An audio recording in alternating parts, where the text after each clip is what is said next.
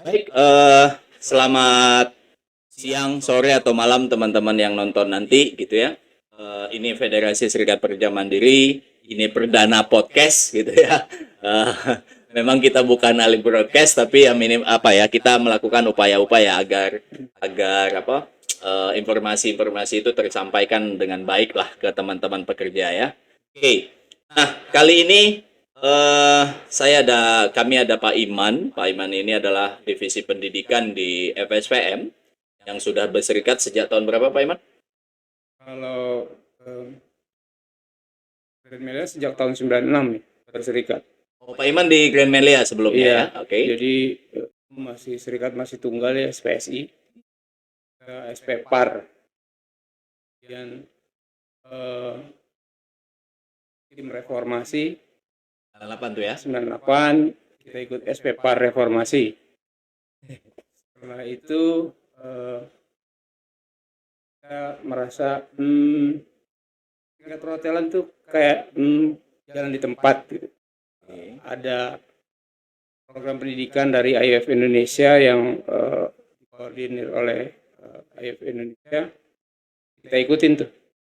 Rupanya mereka kemudian mendirikan Federasi Serikat Pekerja Mandiri di tahun 2000. Kita belum jadi anggota tuh. Oh, belum jadi anggota Belum. FSPM waktu itu ya? Belum. Tapi kegiatan-kegiatan kita udah ikut. Oke. Beberapa termasuk rame-rame Sangrila dulu. Kita ikutan. Terus ada beberapa sidang kasus-kasus di FSPM kita ikut.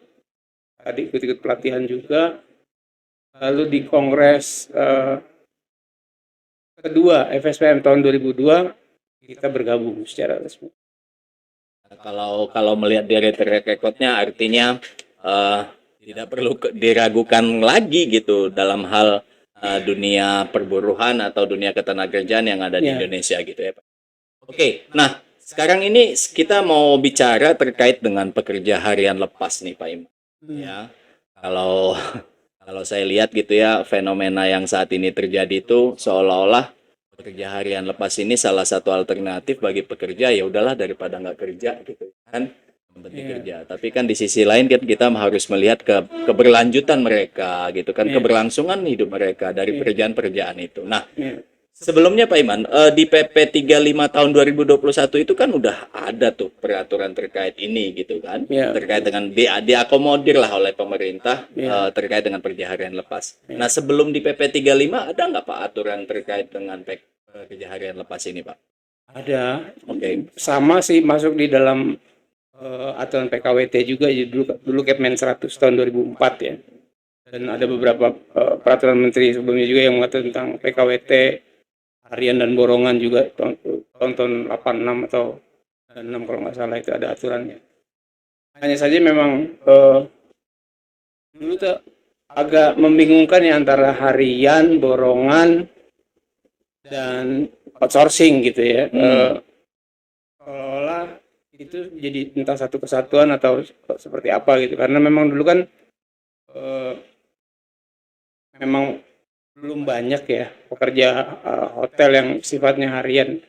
Bahkan kalau dulu saya ingatnya bukan harian, kalau di hotel tuh dulu paling apa ya istilahnya, part-timer ya, part-timer, dan itu pun rata-rata anak kuliahan atau anak sekolah SMK pariwisata ya dulu SMIP gitu, yang nyari ongkos tambahan Sabtu Minggu ya, sembari mereka sambil pendidikan gitu ya, belajar kerja, nyari uang saku tambahan lah. Ya, gitu. Sepengetahuan kita itu sih gitu. Taunya kan dulu begitu gitu. Tapi sekarang jadi semen terus.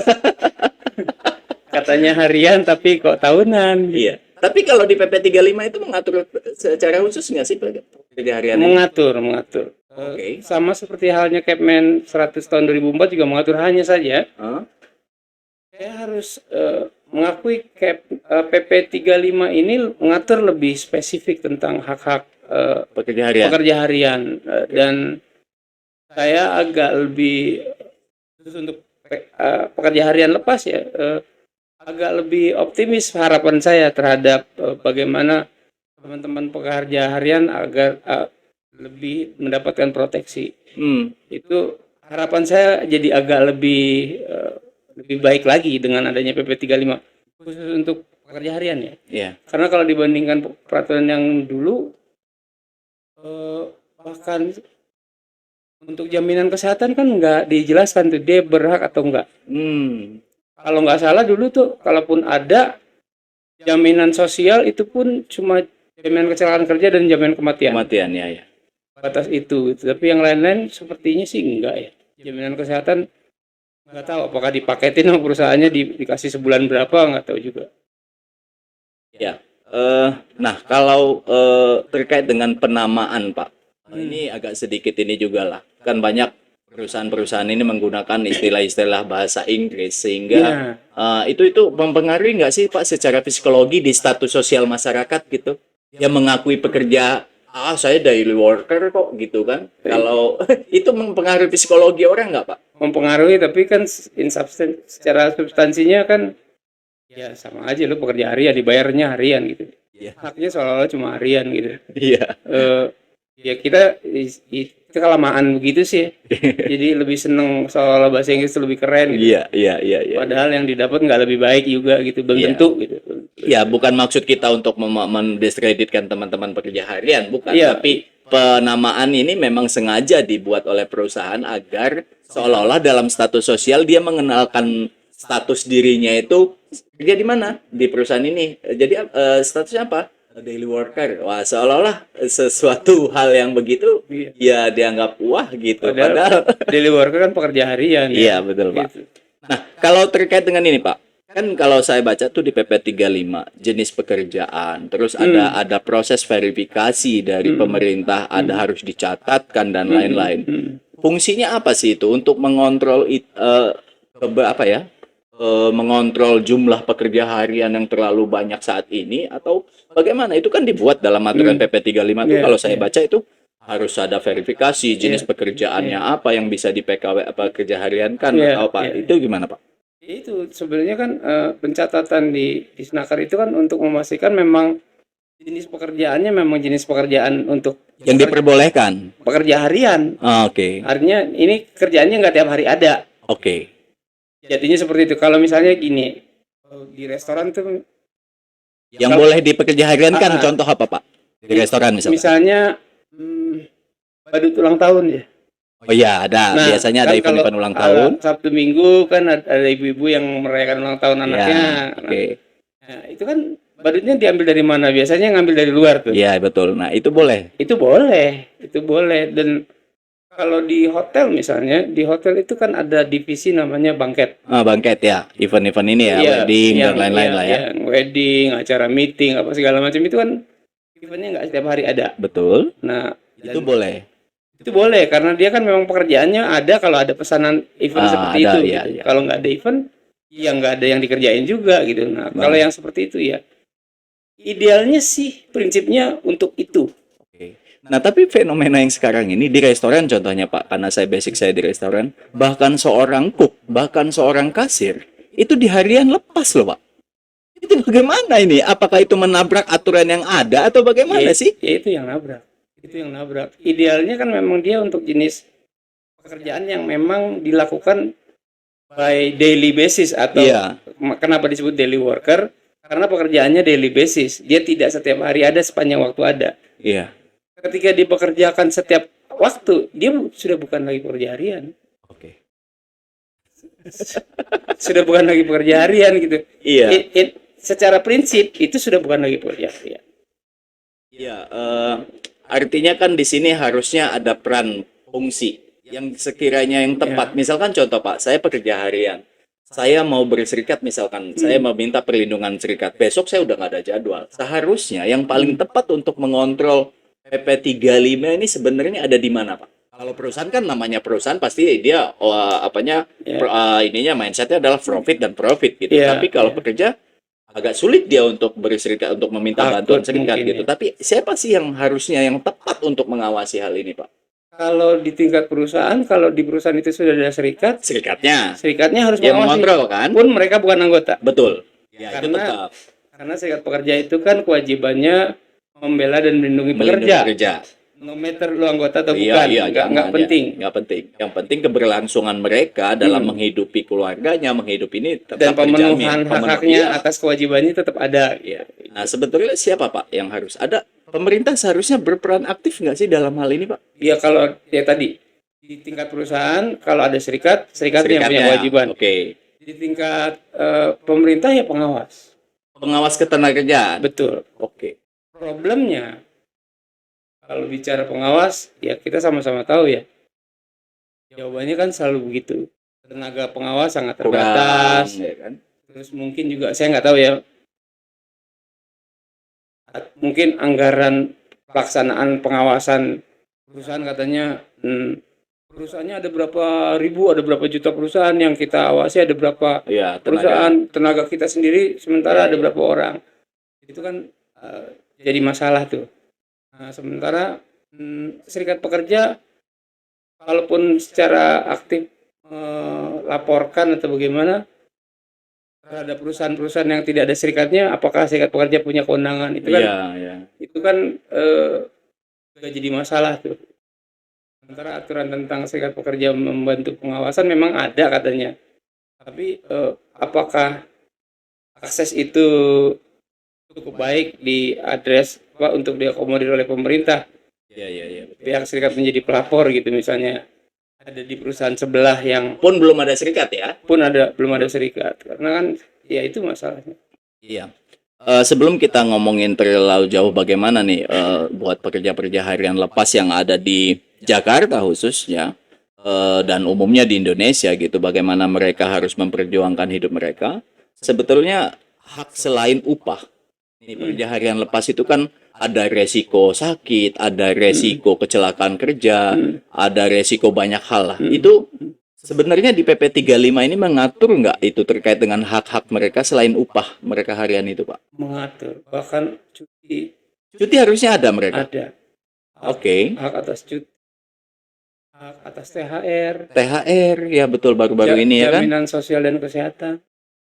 BPJS Ketenagakerjaan harusnya mereka dapat dong. Seharusnya, bahkan kesehatan. Kesehatan ya. Ya, itu bisa dilihat di Penjelasan pasal ya kalau nggak salah ada itu ya. di pasal 11 ayat 3 dan di penjelasan pasal 11 ayat 3. Nah, mungkin teman-teman pekerja harian lepas yang saat ini yang sedang bekerja di perusahaan-perusahaan, coba dipertanyakan terkait dengan hak-hak tersebut gitu. Iya. Karena kan kita namanya pekerja kan dari rumah ke tempat kerja itu kan ada resiko tuh. Betul. Gitu, apalagi pekerjaan kita sifatnya mungkin bergelut dengan kelistrikan atau Betul. engineering atau Betul. apa gitu harus. Betul. Itu kan ada resiko kerjanya. Betul. Nah, kalau itu terjadi, Pak.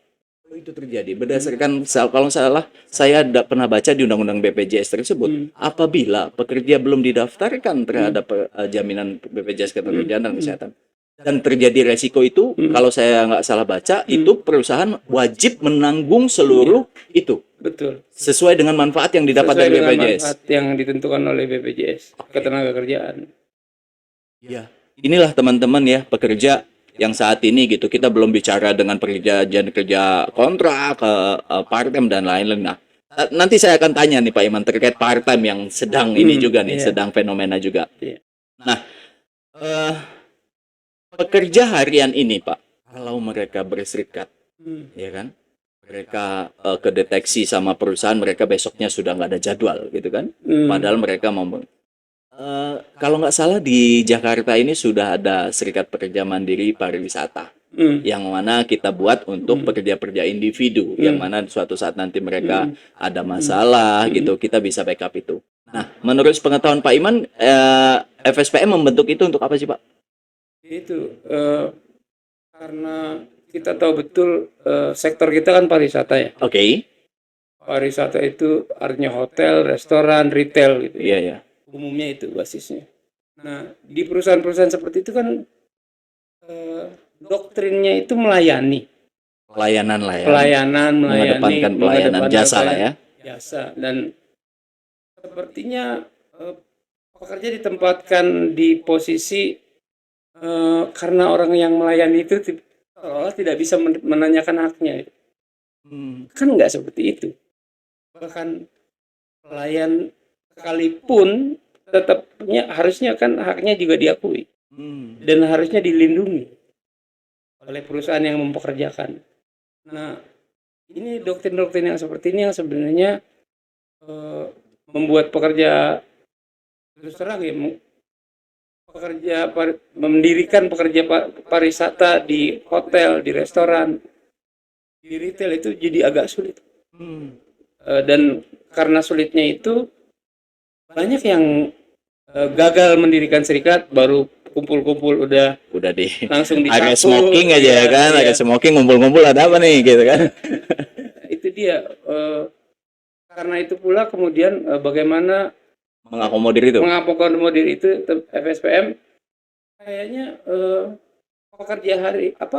pekerja harian sekalipun atau pekerja individual sekalipun kan berserikat itu hak konstitusional warga negara. Setiap warga negara. Iya, artinya harusnya nggak ada batasan buat siapapun. Oh iya. Bahkan pekerja outsourcing sekalipun harusnya boleh berserikat dong. Iya. Nah, dan karena itu pula lah kalau menurut saya pemikiran ini kemudian digodok di FSPM, kita diskusikan dan segala macam. Ya akhirnya lahirlah itu Serikat Pekerja Mandiri Pariwisata. Yang deklarasinya itu tanggal 1 Mei kalau 1 nggak Mei salah, bertepatan dengan ya, Hari Buruh Hari gitu Buruh, kan. iya. Ya semoga dengan adanya Serikat Pekerja Pariwisata Jakarta itu bisa membantu teman-teman yang belum berserikat secara individu untuk bergabung ke dalamnya. Di situ kita akan ada pertemuan, diskusi-diskusi terjadi permasalahan apa, sehingga kita bisa meneruskan permasalahan-permasalahan tersebut kepada instansi-instansi yang terkait dengan ketenagakerjaan untuk mencarikan solusi. Betul kan? Kan tujuan kita adalah bagaimana caranya orang ini, pekerja-pekerja ini bisa menjaga keberlangsungan hidup keluarganya. Betul. Kan gitu ya, nggak mungkin terlindungi juga haknya sebagai gitu. Individu. Karena mereka itu bukan manusia setengah orang, ya. Setengah manusia gitu kan. Ya. Kan mereka butuh biaya pendidikan, butuh makan setiap hari kan, nggak mungkin mereka hari ini nggak kerja, artinya nggak dapat uang, artinya mereka nggak dapat membiayai hidup, nggak mungkin juga gitu kan. Nah ini juga jadi fenomena. Nah satu lagi fenomena yang saya ketahui yang saya lihat di lapangan di jalan ini ya, terkait dengan perjanjian kerja hariannya harian lepas Pak. Perjanjian kerjanya, tapi aktualisasinya diimplementasi di lapangannya, mereka itu kerja secara paruh waktu Pak, atau disebutnya part time. Nah sebetulnya di PP 35 atau di aturan lainnya ada nggak sih Pak mengatur mekanisme pekerja paruh waktu atau part time ini gitu? Di PP 35 nggak ada, tapi anehnya adanya soal pekerja paruh waktu adanya di pengupahan di PP 36. Ya artinya gini, mungkin sejalan dengan Undang-Undang Cipta Kerja atau yang sekarang Undang-Undang Nomor 6 2023 ya, di mana ada jenis pekerjaan yang berdasarkan waktu. Nah, memang regulasinya belum ada, artinya bahkan saya mencari paruh waktu itu siapa. Terus diterapkan di jenis pekerjaan seperti apa gitu kan. Kalau PHL kan jelas tuh. Jelas ya. Jenis pekerjaannya apa, untuk siapa, dan bagaimana regulasinya segala macam. Ini relatif kalau yang saya baca di PP 36 hanya mengatur pekerja paruh waktu dan upahnya beda dengan rumus pekerja harian. Kalau pekerja harian 1/173 kali upah sejam gitu kan, tinggal hitung berapa jam dia kerja gitu kan, dan berapa hari selama sebulan itu dia kerja. Atau dibagi yang 51, 52 ke 61 dibagi itu kan, sama aja sebetulnya ya. Upah sebulan dibagi 21 atau dibagi 25 gitu kan. Ya. Itu upah per hari kalau pekerja harian. Kalau part time? Dihitungnya itu dia. Kalau paruh waktu itu, sekarang saya mau tanya, paruh waktunya dari paruh waktu apa? Waktu kerja dong, 8 jam kerja. Artinya, boleh nggak orang paruh waktu lebih dari 4 jam? Ya harusnya nggak boleh. Itu satu dulu. Harusnya itu dijelasin dulu. Harusnya nggak boleh, iya benar. Itu harusnya dijelasin dulu bahwa paruh waktu hanya boleh kerja maksimal 4 jam. 4 jam, kalau lebih bukan paruh waktu. Bukan paruh. Ya, itu dulu. Kenapa? Karena rumus upahnya 1/126. Oke. Dari upah yang dia minimum. Dari upah sebulan. Upah sebulan, oke. Kalau upah sebulan itu kita konotasikan UMP katakan, kalau DKI Jakarta UMP. Maka 1/126 dikali 49 saat ini. 49,01,798 hari ini. Dan itu angkanya lebih mahal dari pekerja harian. Iya dong. Itu kenapa dia nggak boleh lebih dari 4 jam. Makanya perusahaan itu, Pak, yang saya tahu, dia pergi harian lepas. Misalkan Hmm. saat ini seharinya dibayar 100.000. Hmm. Kalau dia kerja 8 jam. Hmm. Nah, kalau dia kerja cuma 4 jam, itu 200.000 dibagi 2, Pak. Jadi cuma 100.000. Harusnya nggak boleh dong. Nggak boleh. Ya itu pelanggaran dong. Karena rumus upahnya kan dia tidak Khusus kan. tidak upah sebulan dibagi 21 atau 25. Tapi dibagi 126. Upah sebulan dibagi 126. Itulah. Itu untuk mendapatkan upah sejam. Jam. Berarti 4 jam dikali upah itu gitu Upah kan? itu, iya. Dan itu kalau nggak salah UMP hari ini dibagi 126 tuh sekitar 35 ribuan atau 38 ribu per jamnya. Coba kita hitung aja deh. Berapa coba kita hitung. 4901 di 98 dibagi 126 coba. 4. Coba kita hitung teman-teman ya. 491 901 4901 798 dibagi 126. 126. Itu per jamnya 38.900. Betul kan tadi saya bilang 38 ribu Dikali 4. kali 4. Harusnya 155.000 dong. Bukan 100.000 itu. Iya. Dan itu hanya untuk 4 jam kerja saja. Harusnya lebih mahal ya. Ya kalau dia, makanya kalau lebih dari paruh waktu, lebih sejam aja dia bisa sama dengan yang 7 jam. Harusnya ya.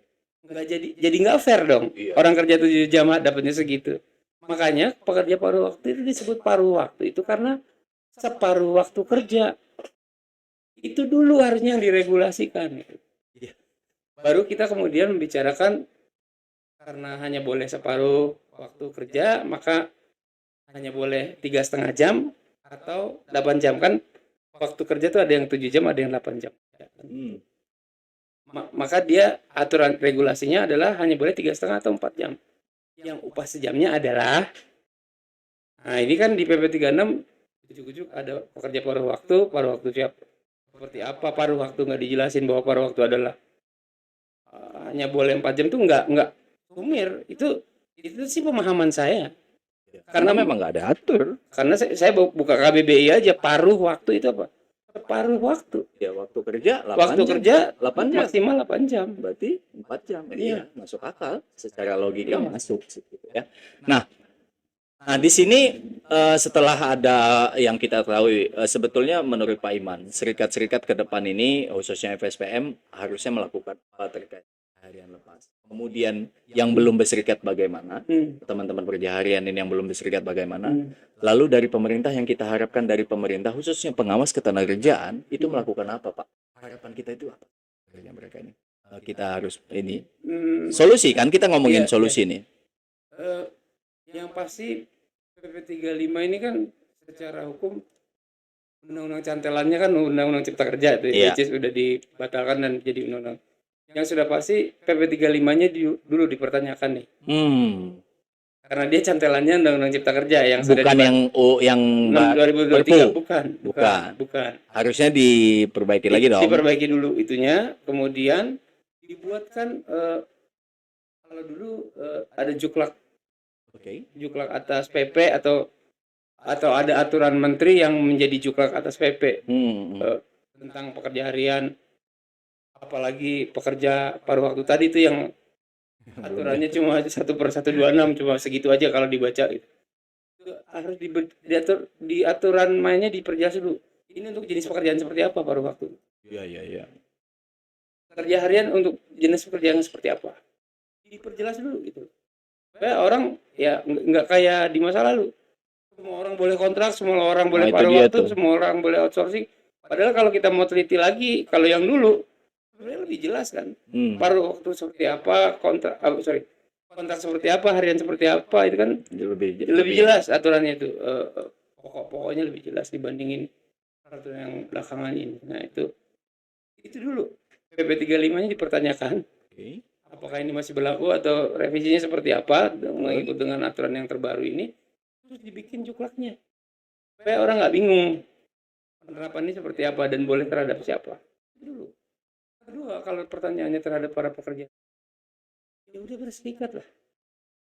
Berserikat itu kan hak individu dan hak konstitusional warga negara. Iya, siapapun kalau memang SPM dalam hal ini SPM pariwisata bisa mengakomodir pekerja individual untuk menjadi anggota, kenapa enggak teman-teman pekerja itu menjadi anggota gitu ya. Dan Iya. itu kan yang saya tahu SPM pariwisata nggak cuma di Jakarta, Jogja sudah, Ada. Semarang sudah Sudah, kan, Bali iya. juga sudah, Labuan Bajo juga ada, Labuan Pak. Bajo juga sudah ada, apalagi seperti itu. Maka pun pekerja harian menjadi anggota lah. Iya, iya. Karena saya tahu betul di SPM sih program pendidikan apa namanya sosialisasi hak-hak kerja sih nggak pernah putus ya gitu ya. Dan harusnya itu bisa kita perjuangkan bersama gitu kan. Ya, betul. Dan kalau bicara pengawas ya harusnya pengawasan diperkuat. Kalau dulu katanya ada wacana serikat pekerja bisa menjadi ekstra ekstra force dari pengawas tenaga kerjaan untuk ikut membantu pemerintah untuk menjadi pengawas tenaga kerjaan, itu direalisasikan tuh peraturan menterinya. Harusnya ya. Jadi kalau memang pemerintah terbatas anggaran dan segala macam, saya yakin semua serikat pekerja akan dengan legowo mau tuh membantu pengawasan norma tenaga kerjaan Untuk menyampaikan informasi-informasi yang memang di luar dari ketentuan gitu ya. Iya, saya yakin. Tapi tolong follow up, ditindaklanjutin gitu ya, jangan didiemin aja Dan aturannya gitu kan. diperjelas kewenangan kita sampai di mana Sampai gitu. di mana. Melakukan pengawasan itu seperti apa? Kan kita butuh akses ke perusahaan kan. Kita butuh interview karyawan-karyawan harian ini haknya dipenuhi atau tidak seperti apa gitu. Iya. Memang betul Pak, sebetulnya harapan terakhir para pekerja itu adalah serikat pekerja gitu. Tapi fenomena yang muncul setelah mereka mendirikan serikat pekerja di perusahaannya dan lain-lain, tiba-tiba ada dugaan union busting lah. Kenapa? Karena memang ya itulah perusahaan-perusahaan ini kan menolak untuk contoh gini kecil Pak. Kan kita tuh pekerja nggak boleh keluar dari peraturan perusahaan. Kita melanggar saja kita kena sanksi. Tapi kalau perusahaan yang melanggar ketentuan undang-undang, ketentuan yang regulasi yang saat ini, itu bagaimana? Makanya disitulah fungsi serikat. Tapi ya memang agak sedikit bingung juga gitu, kenapa perusahaan ini ya menolak keberadaan serikat gitu, tanda kutip ya, karena melakukan hal yang itu.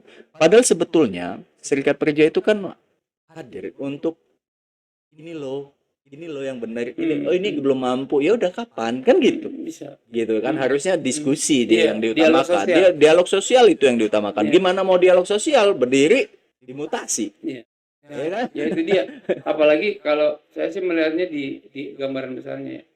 Kan dengan adanya Undang-Undang Nomor 6 2023 atau Undang-Undang Cipta Kerja sebelumnya, PP 35 dan lain-lain gitu.